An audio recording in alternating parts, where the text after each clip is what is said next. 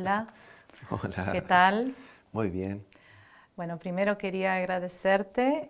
Estamos con el profesor Damián Rodríguez, que es de la Universidad Nacional del Litoral, Santa Fe, Argentina, Ajá, y vino a participar de nuestras jornadas, la tercera edición de las jornadas de investigación en música latinoamericana de la ujú, UNILA, que este año trajo como tema las relaciones entre la música y otras artes. Y bueno, empiezo preguntándote ujú, ujú, qué nos traes, ¿no? Justamente relacionando música y otras artes, ujú, capaz artes escénicas. ujú. A ver. Antes que nada, muchas gracias por la invitación y por esta posibilidad de dialogar.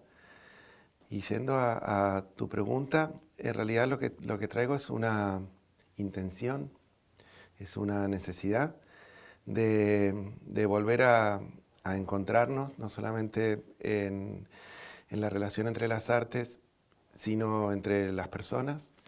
Y creo que eso va todo junto. Eh, Quizás sea una respuesta un tanto filosófica y poco práctica, pero tratando de ir a lo práctico, pienso que la sociedad occidental, desde sus orígenes, pensemos en los griegos en adelante, se ha caracterizado por ir separando las áreas de conocimiento y ha llegado, bueno, a grandes extremos, ¿no? En el siglo XX especialmente, donde hay especialidad, especialidad, especialidad, especialidad, cada vez en círculos más pequeños. Y eso es muy bueno para el conocimiento de la raza humana y de todo el progreso que ha logrado, por un lado, a nivel tecnológico y en muchas cuestiones que tienen que ver con la calidad de vida, pero por otro lado ha llevado a algo que no es muy bueno, que es que la gente no se comunique lo suficiente o lo necesario eh, o, o lo suficientemente bien. Es muy posible que si los seres humanos aprendiésemos a comunicarnos mejor, habría seguro muchas menos guerras y muchos menos conflictos porque seguro habría más espacios de encuentro y muchos menos malos entendidos. Entonces, nuestra sociedad occidental en este momento creo que ya hay signos de ir pensando espacios de, de comunicación y de integración. Eh, por ejemplo, la UNILA, aquí, esta universidad, ya es un importante gesto para pensarnos en este lugar llamado como la Triple Frontera, pensarnos de este territorio que es fantástico porque eh, es muy rico en el multilingüismo, en las culturas que se van entrelazando, en fin. Y yendo a las disciplinas artísticas, las mismas se fueron consolidando a través del tiempo con ese mismo pensamiento, ¿no? Eh, Hay comunidades y sociedades en el mundo que no tienen separadas las artes como las tenemos nosotros. En este momento sí, ya en todo el mundo, ya se ha globalizado. Pero pienso, por ejemplo, en los indígenas, la comunidad mapuche, que originalmente en su lengua originaria no tenía la palabra música. Y Eugenio Barba, un teórico y director de teatro, hablando de expresiones del teatro en Bali y en otros lugares, eh, ahí en esas comunidades y en esas sociedades no existe la diferencia entre teatro y danza, por ejemplo, o entre teatro, danza y música. Entonces, la diferencia entre las disciplinas artísticas han sido construcciones sociales y culturales que se han ido consolidando a través del tiempo. Y eso obviamente es bueno, o no es ni bueno ni malo, es así. Y, pero sí, en este momento creo que podemos repensarnos en lo que podemos llamar, por ejemplo, zonas fronterizas. donde la frontera no es un límite, únicamente una línea, y de un lado hay una cosa y del otro otra, sino que es una enorme franja donde hay circulación de conocimientos, de experiencias, y hay, como dicen algunos teóricos, hay tráfico y hay tránsito, pero hay tráfico y hay mucha zona y es una zona de riesgo, ¿no? Bueno, aquí en este territorio se vive eso, ¿no? Donde lo legal está muy bien y lo ilegal ocurre también. Y tiene sus propias reglas de juego. Entonces, en ese espacio fronterizo es donde para mí se instala el debate en lo que es el título de las jornadas, esos espacios de interacción entre las disciplinas. Y el caso, bueno, concreto de lo que nos convoca en las disciplinas artísticas. Y allí me gusta pensar en cuáles son los puntos en común para transitar en esa zona fronteriza. Y entonces uno puede pensar en muchos, pero se me ocurre que en las artes escénicas hay dos elementos que trabajamos todos, que son el tiempo y el espacio. Las artes escénicas transcurren sí o sí en el tiempo y en el espacio. Y si vamos a la física, sabemos que el tiempo y el espacio es una sola cosa, o forma parte de un mismo concepto. Uno no puede prescindir del otro. Entonces, simplemente de acuerdo a cómo ocupemos ese tiempo y ese espacio, vamos a ir más para una disciplina tradicional, como la música, o del teatro, o de la danza. Podemos pensar como al tiempo y el espacio como un colchón, como una base, y de acuerdo a los elementos con los cuales ocupemos ese tiempo y ese espacio, vamos a ir más hacia el lado de la música, o hacia el teatro, o hacia la danza. Si yo empiezo a realizar una coreografía de movimientos,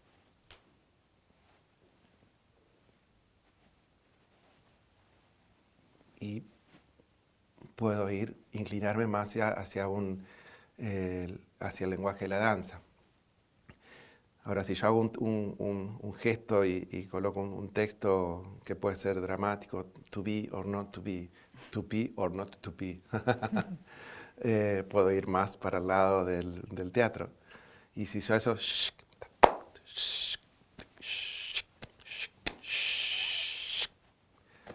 un ejemplo simple, improvisado, puedo ir más para el lado de la música. Ahora, esto que acabo de hacer,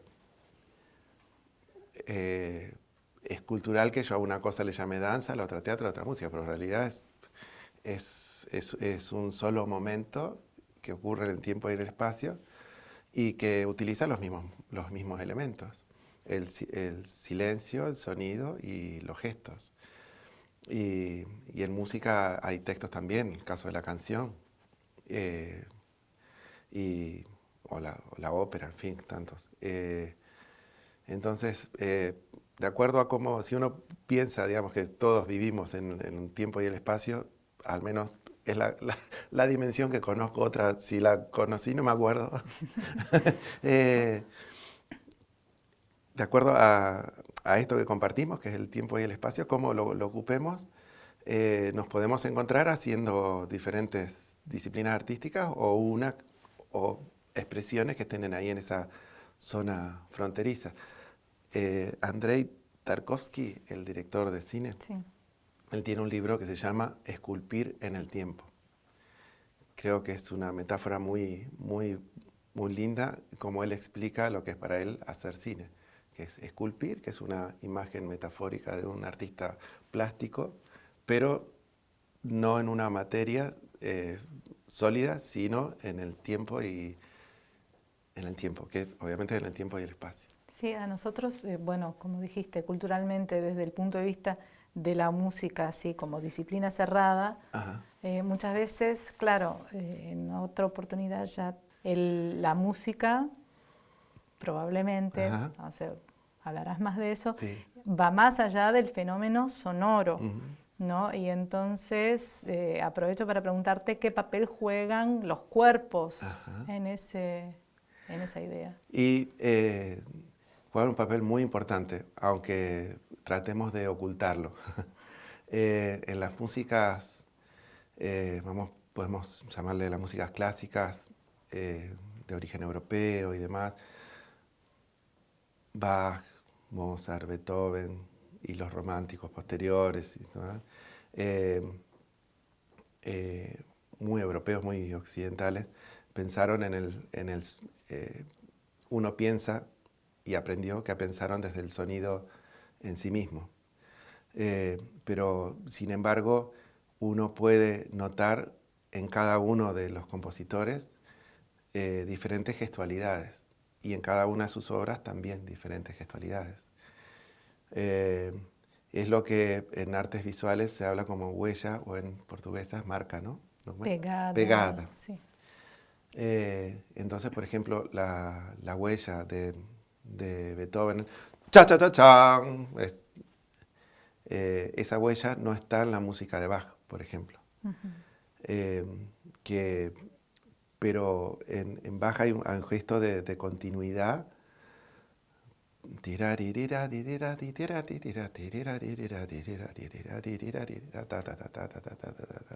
Y tiene una continuidad y un fluir que parece que es siempre lo mismo y no, es siempre diferente. Y entonces, entonces hay huellas gestuales en todos los compositores. Entonces, así como existe en todos los artistas visuales. Decía el caso de Van Gogh, es el ejemplo típico donde la pincelada se nota y está presente de manera muy evidente. Y bueno, en música pasa lo mismo. Entonces, bueno, los cuerpos como que siempre han estado, ya sea de manera presencial en la interpretación musical o en la mera audición a través de esa huella. Y lo que sí es mi área de trabajo y de preocupación y ocupación es repensar la presencia del cuerpo en escena. ¿Por qué? Porque muchas veces en la pedagogía musical es justamente como pensar la pureza del sonido ha llevado a tratar de ocultar el cuerpo en escena. No ocultar de manera real con un telón, sino ocultarlo de manera casi simbólica o que pase lo más desapercibido posible. Un dato que conocemos todos en las orquestas sinfónicas, todos se visten igual, de negro. Sí. En los coros en también. los coros también. Y entonces hay una necesidad de que como que los cuerpos estén lo menos visibles posible, aunque se vean. Y bueno, pero sin embargo no podemos dejar de verlos. Yo recuerdo el año pasado, no, este año estuve en un concierto de la Orquesta Sinfónica de Valencia. Y bueno, todos así con ese rigor en su vestuario. Y el segundo violín, una mujer con el pelo corto, pero bien rojo, bien colorado, pero rojo no era colorado, era rojo, sí. Sí. Entonces, claro, todo el mundo miraba a No esa, pudo pero ocultarse, claro. no se podía ocultar. Y aparte, muy histriónica en sus movimientos, más que el resto. Y claro, después leí que era que además de tocar ser segundo violín de la Orquesta de Valencia, es rockera, tiene su grupo de rock. Y está, no escuché la música, pero están fotos así con el violín. En varias posiciones. Sí.